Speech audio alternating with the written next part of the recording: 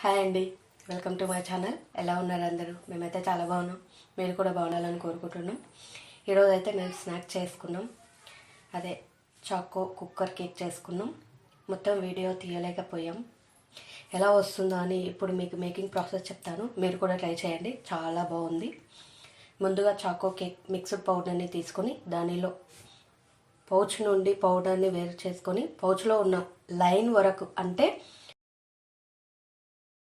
120 ml పాలు తీసుకొని కుక్కర్లో పట్టేంత ఉన్న ఒక గిన్నె తీసుకొని పాలు ప్లస్ పౌడర్ని మిక్స్ చేయండి. బాగా మిక్స్ చేసి దానిలో ఒక టీ స్పూన్ ఆయిల్ యాడ్ చేసుకోవాలి.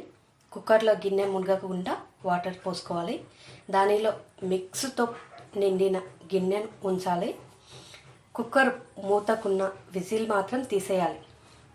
ఒక 30 to 35 మినిట్స్ తర్వాత కుక్కర్ ఆఫ్ చేసి చూడండి, కేక్ రెడీ అవుతుంది. మీరు కూడా ట్రై చేయండి, చాలా బాగుంది.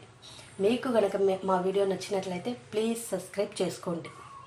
Like, share, comment. Thank you.